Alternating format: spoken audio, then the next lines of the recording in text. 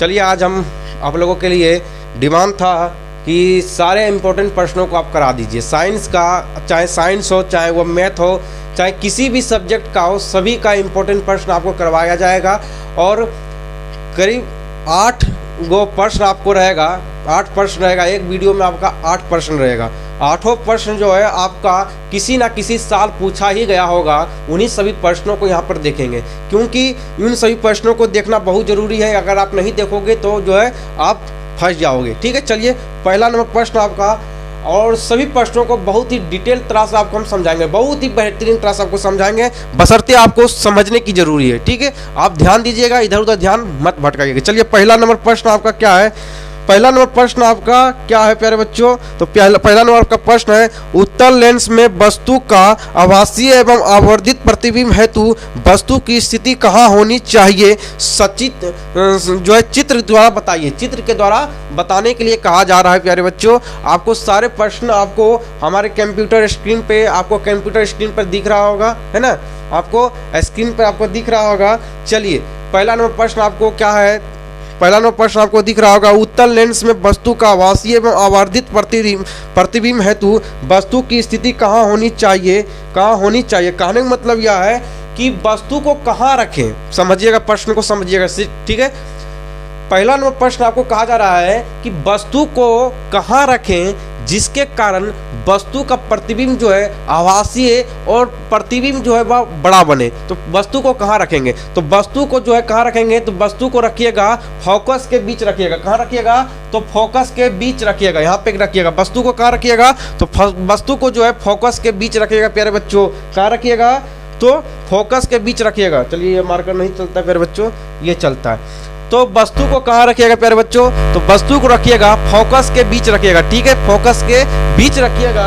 और क्या कीजिएगा प्यारे बच्चों, फोकस के बीच जब वस्तु को रखेंगे तो एक किरण कहाँ जाएगी? एक किरण यहाँ से जाएगी, एक किरण यहाँ से जाएगी और यहाँ से जाएगी और F2 पर कटेगी। F2 पर कहाँ कटेगी? तो F2 पर कटेगी। ठीक है, उसके बाद दूसरी किरण यहाँ से ही गुजारेंगे। जब यहाँ दूसरी किरण गुजरेगी ऑब्जेक्ट से, तो यहाँ पे जाके यहाँ पे ऑब्जेक्ट को काटेगी, ऑब्जेक्ट को जाकर काटेगी। ठीक है, केंद्र की ओर काटेगी, केंद्र पर जो है वह काटेगी, केंद्र के ऊपर वहां पे वह काटेगी। ठीक है, और चाहे आप इसको अनंत से यहाँ किरण कहाँ से आ रही है? किरण जो अनंत से आ रही है। आप F1 नाम, एक का नाम F1 दे दीजिए, एक का नाम F1 दे दीजिए और एक का नाम F2 दे दीजिए और एक उत्तल लेंस आप बना लीजिएगा, एक उत्तल लेंस बना लीजिएगा और किरण आरेख के द्वारा आप इसको बता दीजिएगा। ठीक है, तो इन सभी प्रश्न बहुत ही VVI प्रश्न है। सारे प्रश्नों को देखिए, सुनिए, है ना। अब जो है लिखने का समय नहीं है प्यारे बच्चों, लिखिए उतना नहीं। जो प्रश्न आपको नहीं आता, बिल्कुल नहीं आता, उन्हीं सभी प्रश्नों को लिखिए। ठीक है, सभी प्रश्नों को लिखिए मत। ठीक है, चलिए मेरे बच्चों दूसरा नंबर प्रश्न आपका क्या है? दूसरा नंबर प्रश्न आपका है, पानी में रखा सिक्का उठा हुआ दिखता है क्यों? प्यारे बच्चों आपको हम बताए थे, प्यारे बच्चों आपको हम बताए थे कि पानी में रखा हुआ सिक्का क्यों उठा हुआ दिखाई देता है। आपको हम बताए थे प्रकाश के अपवर्तन के कारण जो है पानी में रखा सिक्का उठा हुआ दिखता है। प्यारे बच्चों आपको याद नहीं होगा, याद इसलिए भी नहीं होगा क्योंकि आपका ध्यान पढ़ाई के ऊपर रहता ही नहीं है। आपका ध्यान तो रहता है इधर से उधर होते रहता है ना। सेकंड पर्सन की ओर आपका ध्यान ज़्यादा भटकता है, तो उधर सेकंड पर्सन की ओर ज़्यादा ध्यान मत भटकाइए। बेहतरीन होगा कि ध्यान वहाँ भटकाइए जहाँ आपको हम प्रश्न बता रहे हैं। ठीक है, यहाँ पे ध्यान दीजिए। ठीक है, दिल और दिमाग अभी किसी को देना नहीं है 10 दिन। ठीक है, दिल और दिमाग को रख लीजिए अभी तक। ठीक है, और जो सेकंड पर्सन आपका कॉल आ रहा है उसका जो है फ्लाइट मोड में डाल दीजिए। चलिए देखिए, समझिए, कहा जा रहा है कि पानी में रखा सिक्का उठा हुआ दिखता है क्यों। देखिए आपको हम बताए थे, अगर आप परिभाषा लिखते हैं और देखिए आप कैसे एग्जाम में आपको नंबर देगा, कैसे आपको एग्जाम में नंबर देगा प्यारे बच्चों, आपको वो हम यहाँ पे वो सारे बातें भी यहाँ पे आपको हम बताएंगे। तो प्यारे बच्चों आपको ध्यान देना है, ध्यान ये देना है कि जब आपसे ये प्रश्न पूछ दिया जाए कि पानी में रखा हुआ सिक्का उठा हुआ दिखता है क्यों, तो लिखिएगा, आंसर लिखिएगा कि पानी में रखा हुआ सिक्का उठा हुआ इसलिए दिखाई देता है, प्रकाश के अपवर्तन के कारण, प्रकाश के अपवर्तन के कारण जो है पानी में रखा हुआ सिक्का उठा हुआ दिखाई देता है। इतना लिख दीजिएगा। और नीचे क्या कीजिएगा प्यारे बच्चों, नीचे आप क्या कीजिएगा, तो जो है एक ग्राफ बना दीजिएगा, एक चित्र बना दीजिएगा, चित्र के माध्यम से उसे दर्शा दीजिएगा, चित्र के माध्यम से उसे दर्शा दीजिएगा। चलिए प्रश्न नंबर 3 आपका क्या है, मानव आंख में दृष्टि दोष क्या है या कितने प्रकार के होते हैं। फिर बच्चों आपसे जो है क्वेश्चन का क्या गया है, क्वेश्चन क्या है, मानव आंख में दृष्टि दोष क्या है या कितने प्रकार के होते हैं। समझिए प्यारे बच्चों, समान नेत्र द्वारा, समझिएगा यहाँ पे, समान नेत्र द्वारा अनंत दूरी पर रखी वस्तु तथा कम से कम 25 सेंटीमीटर की दूरी पर रखी वस्तु को स्पष्ट रूप से देखा जा सकता है, लेकिन कई कारणों से दूर या निकट स्थित वस्तु के आंख के द्वारा स्पष्ट रूप से यहाँ नहीं दिखाया जाता है। इसी कमी को दृष्टि दोष कहते हैं। कहने मतलब यह है कि दृष्टि दोष क्या होता है, दृष्टि दोष क्या होता है। समझिए प्यारे बच्चों, आपको सारा प्रश्न यहाँ पे मिल रहा है, लेकिन उसके पढ़ने के बावजूद भी आपको समझ नहीं आ रहा है, इसलिए तो हमारी जरूरत उस स्थान पे होती है। ठीक है, अब समझिए, हम भी पढ़ दिए हैं, आप भी पढ़ दिए हैं, लेकिन आपको समझ नहीं आया होगा, हम आपको समझाते हैं। ठीक है, दृष्टि दोष मतलब क्या, दृष्टि दोष समझिए, क्वेश्चन में ही आपका आंसर छुपा होता है। ठीक है प्यारे बच्चों, क्वेश्चन में ही आपका आंसर छुपा होता है। प्यारे बच्चों समझिए, दृष्टि दोष मतलब क्या, दृष्टि मतलब आंख का दोष।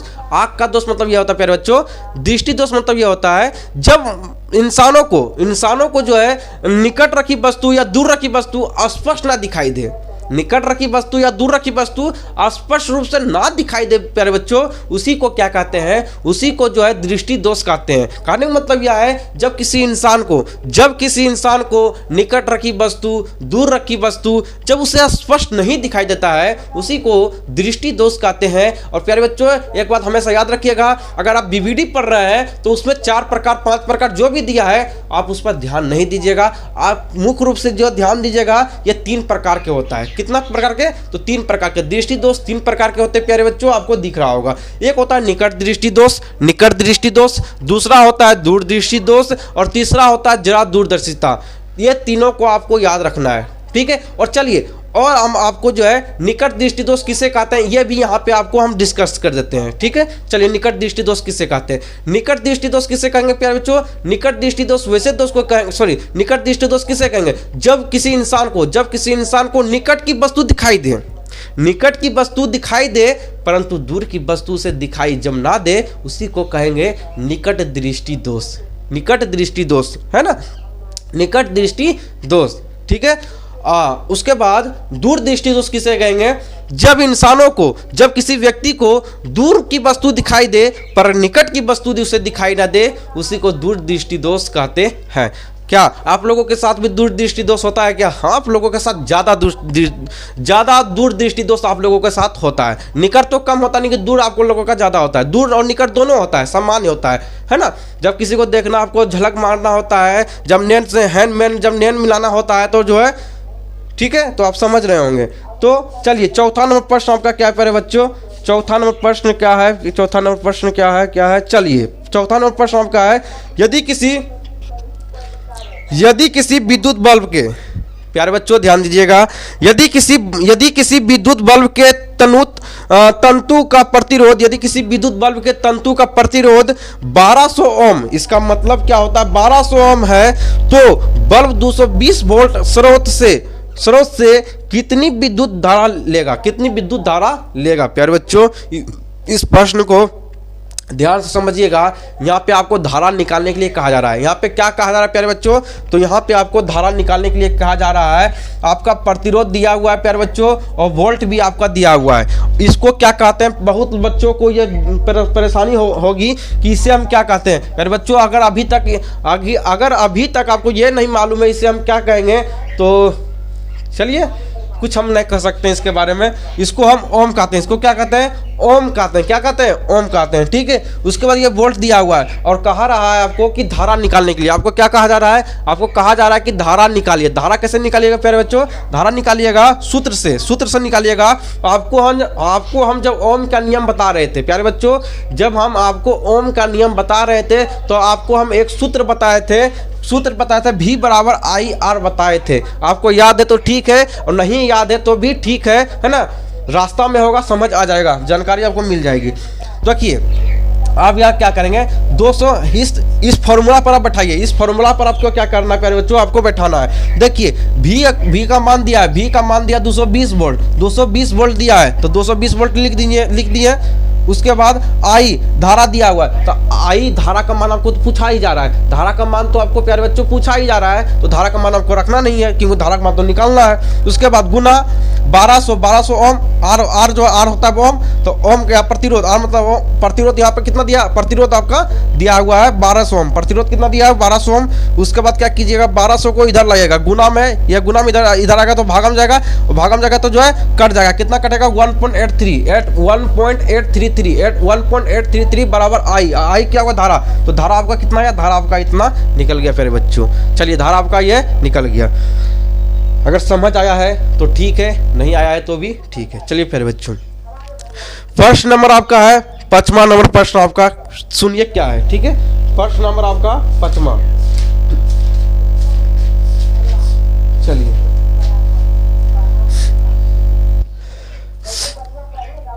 विद्युत धारा के चुंबकीय प्रभाव से संबंधित दक्षिण हस्त अंगूठा के नियम को लिखें। प्यारे बच्चों आपको हम दक्षिण हस्त का नियम आपको बताए थे, अगर याद है तो ठीक है, नहीं याद है चलिए हम आपको यहाँ पे हम बता देते हैं, ठीक है।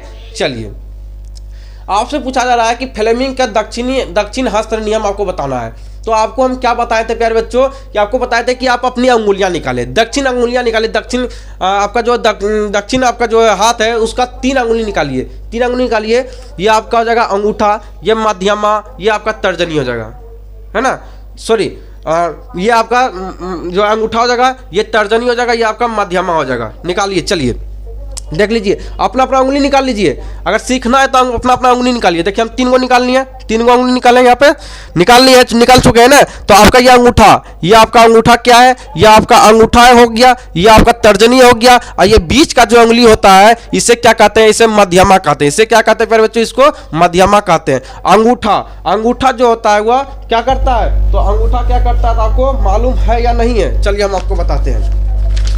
अंगूठा जो है, अंगूठा चालक की गति की दिशा को बताता है, अंगूठा जो है वह चालक की गति की दिशा को बताता है। अंगूठा क्या करता है, तो अंगूठा जो है वह चालक की गति की दिशा बताता है ना। समझिए, बढ़िया समझने की प्रयास कीजिए, ठीक है। अंगूठा जो है चालक की गति की दिशा की ओर संकेत करता है, मध्यमा जो है चालक में प्रेरित विद्युत धारा की दिशा को दर्शाता है, ठीक है। तर्जनी जो है चुंबकीय क्षेत्र की दिशा को दर्शाता है, तर्जनी क्या करता है, चुंबकीय क्षेत्र की दिशा को बताता है। कहने का मतलब यह है अंगूठा जो है वह क्या करता है, अंगूठा जो है वह क्या करता है, तो अंगूठा जो है वह चालक की गति की दिशा को बताता है, चालक की गति की दिशा बताता है, समझिएगा। ये जो आपका अंगूठा है, सॉरी हम यहाँ बनाने फिदार में जो है बहुत ज़्यादा लेट हो जाएगा, ठीक है, उतना समय अभी नहीं, उतना पर्याप्त समय यहाँ पे नहीं है। समझिए, अंगूठा जो है चालक की गति की दिशा बताता है, अंगूठा क्या करता है, तो चालक की गति की दिशा की ओर संकेत करता है कि चालक किस दिशा में चल रही है, चालक की दिशा की ओर संकेत करता है, ठीक है। उसके बाद आपको हम बताए थे ये आपका तर्जनी है, तर्जनी क्या करता है, तर्जनी क्या करता है, चुंबकीय क्षेत्र की दिशा को बताता है, तर्जनी क्या करता है, चुंबकीय क्षेत्र की दिशा को बताता है। और मध्यमा क्या करता है, ये मध्यमा जो है धारा की दिशा, मध्यमा जो है क्या करता है, तो मध्यमा जो है चालक में प्रेरित धारा की दिशा को बताता है। कहने का मतलब यह है जो चालक में धारा जाती है, जो चालक में धारा जाती है उसी के दिशा को यह बताती है, उसी को क्या कहते हैं, उसी को फ्लेमिंग के जो है दक्षिण हस्त नियम कहते हैं, ठीक है। आपको समझ आया होगा, अगर नहीं आया है तो आपको एक बार और वीडियो पीछे कर लीजिए, फिर उसके बाद आपको समझ आ जाएगा, ठीक है। एक ही पर्सन को 10 बार बताने की जरूरत यहाँ पे नहीं होनी चाहिए, ठीक है। चलिए उसके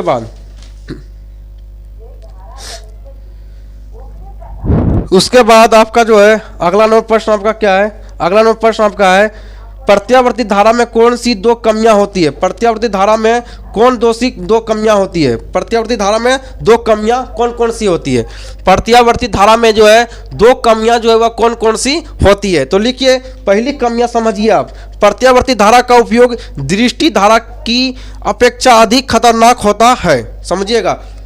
यहाँ पूछा गया है प्रत्यावर्ती धारा की दो कमियां कौन कौन सी होती है, दो कमियां जो है वह कौन कौन सी होती है। तो प्रत्यावर्ती धारा का उपयोग दृष्ट धारा की अपेक्षा अधिक खतरनाक होता है। ठीक है, पहला। उसके बाद याद रखिएगा प्रत्यावर्ती धारा से जो इंजन चलता है जो या फिर किसी अन्य कार्य को करने के लिए अधिक शक्ति एवं ऊर्जा की आवश्यकता होती है। अगर समझ में, चलिए फिर समझा देते हैं। थोड़ा सा जो है यहाँ पे लाइट की कमी हो रही है, इसलिए हमको थोड़ा सा प्रश्न देखने में जो है वह परेशानियाँ हो रही है। चलिए थोड़ा सा 1 मिनट रुक जाइएगा। चलिए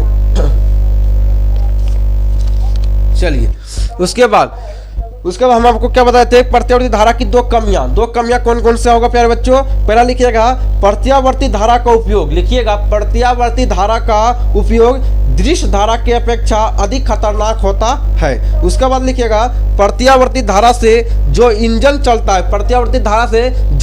चलता है फिर किसी अन्य कार्य को करने के लिए अधिक शक्ति एवं ऊर्जा की आवश्यकता होती है। चलिए उसके बाद आपका 7वां नंबर प्रश्न आपका क्या है प्यारे दोस्त, विद्युत धारा की प्रबलता की परिभाषा दे। बहुत इंपॉर्टेंट प्रश्न, ये सभी जितना आपको हम करवा रहे हैं सारा प्रश्न क्या है, बहुत ज्यादा इंपॉर्टेंट है। तो क्या बोला गया है 7वां नंबर प्रश्न, विद्युत धारा की प्रबलता की परिभाषा दे। विद्युत धारा की प्रबलता की परिभाषा आपसे पूछा जा रहा है। तो परिभाषा क्या लिखिएगा किसी चालक के किसी अनुप्रस्थ काष्ठ को, देखिए जितना परिभाषा आपको बता रहे हैं सारे प्रश्नों की परिभाषा को याद रखिएगा। ठीक है, चलिए किसी चालक के किसी अनुप्रस्थ काष्ठ को पार करने वाली विद्युत धारा की प्रबलता उस अनुप्रस्थ काष्ठ से होकर प्रति एकांक समय में प्रवाहित आवेश का परिमाण है। यदि किसी अनुप्रस्थ काष्ठ से t समय में q आवेश प्रवाहित होता हो तो उस काष्ठ को पार करने वाली विद्युत धारा I बराबर Q/T होगा। I बराबर Q/T होगा। ठीक है, I हो जाएगा आपका धारा, I हो जाएगा Q आपका आवेश हो जाएगा, T आपका समय हो जाएगा। ठीक है प्यारे बच्चों, आपको समझ आ गया होगा। ठीक है, जितना परिभाषा आपको हम बता रहे हैं सारे परिभाषा को आप याद रखिएगा। ठीक है, चलिए उसके बाद आपका जो है 8वां नंबर प्रश्न आपका क्या है, फ्यूज के तार की 3 प्रमुख विशेषताएं लिखें। जो फ्यूज आप लोगों के घर में लगा हुआ रहता है, जो फ्यूज आप देखे होंगे आपके घर वगैरह में फ्यूज लगा होता है। जब आपके घर में जब किसी प्रकार की परेशानियां हो जाती है तो आप जाके फ्यूज को निकालते हैं। आप देखे होंगे फ्यूज को, अगर नहीं देखे हैं तो देख लीजिएगा। ठीक है, अभी देखना जरूरी नहीं, अभी आपको प्रश्न याद रखना जरूरी है। ठीक है, चलिए पहला फ्यूज के तार की 3 विशेषताएं इस प्रकार है। लिखिए आंसर लिखिए, फ्यूज के तार की 3 विशेषताएं इस प्रकार है। पहली विशेषताएं लिखिएगा प्यारे बच्चों, इसकी प्रतिरोधकता अधिक होती है। सही बात है, प्रतिरोधकता अधिक होती है। इसकी प्रतिरोधकता क्या होती है, अधिक होती है। सहन शक्ति क्या होती है, तो अधिक होती है ना। अगर सहन शक्ति अधिक नहीं होगी तो क्या होता है, तो क्या होगा, तो खतरा बढ़ जाएगा। ठीक है, समझिएगा। तो इसकी प्रतिरोधकता क्या होती है, तो अधिक होती है। उसके बाद याद रखिएगा इसकी गलनांक कम होता है। इसका गलनांक क्या होता है, जिसका गलनांक जो है वह कम होता है। उसके बाद याद रखिएगा फ्यूज तार परिपथ में लगे पंखे, बल्ब, टेलीविजन या मोटर मीटर को जलने से बचा देता है। सही बात है प्यारे बच्चों, आपको थोड़ा सा जो है फ्यूज के बारे में थोड़ा सा बता देते हैं। ठीक है, समझिए फ्यूज के बारे में। जब आप फ्यूज देखे होंगे, जब आप जो है फ्यूज को देखे होंगे अपने घर में लगा होगा तो देखे होंगे जब किसी प्रकार की शॉर्ट सर्किट होता है, किसी प्रकार की जब घर में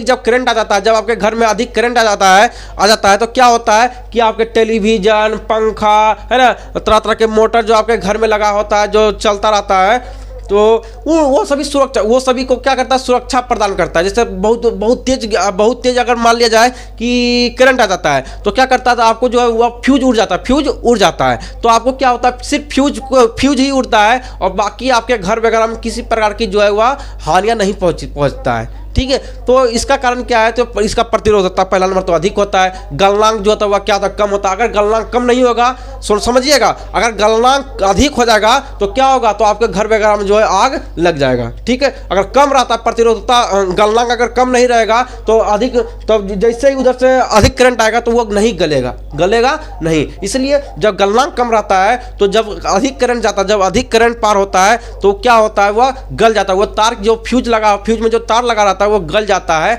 ना। उसके बाद जो है आपके घर वगैरह में जो है किसी प्रकार की परेशानियां नहीं होता है। प्यारे बच्चों, यहाँ पे हम 8 प्रश्नों को बता दिए हैं और नेक्स्ट वीडियो में आप जो है इसके आगे प्रश्न करेंगे। मिलते हैं नेक्स्ट वीडियो में। अगर वीडियो अच्छा लगा हो तो जो है आप अपने दोस्तों में इस वीडियो को जरूर शेयर करें। ठीक है। मिलते हैं नेक्स्ट वीडियो में, तब तक के लिए बाय बाय, जय हिंद।